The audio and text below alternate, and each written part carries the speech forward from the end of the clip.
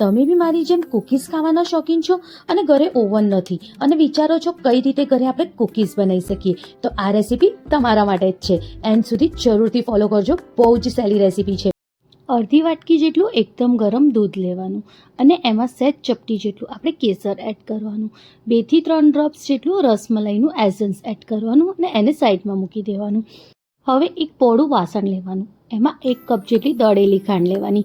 એમાં આખા દાણા ના હોવા જોઈએ ખાંડના.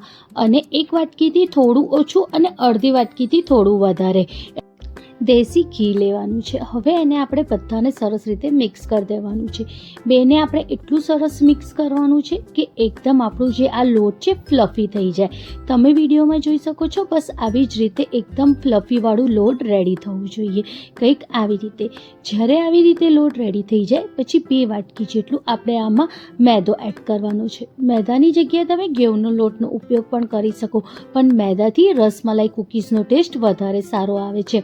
હવે જે દૂધમાં કેસર અને એસેન્સ એડ કર્યું હતું એને પણ આની જોડે મિક્સ કરી દેવાનું અને આપણે 3 એલાયચીના ભૂક્કા કરીને એટલે પાવડર કરીને આમાં એડ કરવાનું.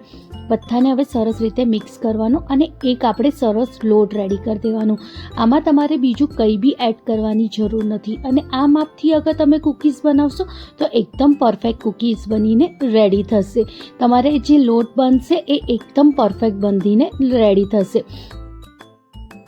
હવે કૂકીઝ બનાવવા માટે આપણે ઘરની જૂની કોઈ બી આવી રીતની કઢાઈ લેવાની અને આની અંદર સ્ટેન્ડ મૂકીને આપણે 10 થી 15 મિનિટ સુધી એને પ્રીહીટ થવા દેવાનું, એ બી એકદમ ધીમા તાપે.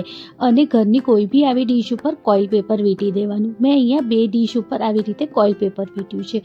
હવે હાથમાં આવી રીતે નાના નાના લુવા કરવાના અને જેમ આપણે પેંડા બનાવતા હોઈએ એ શેપમાં આપણે આવી રીતે આપણે કૂકીઝ રેડી કરવાની છે.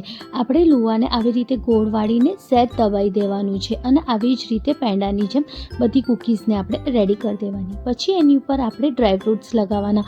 મેં અહીંયા બદામ અને પિસ્તાની કતરણ લગાવી છે. બસ આવી જ રીતે આપણે ઉપર ડ્રાયફ્રૂટ્સ લગાવીને થોડું આપણે આવી રીતે દબાઈ દેવાનું. બધા કૂકીઝને આપણે આવી જ રીતે રેડી કરી દેવાનું છે.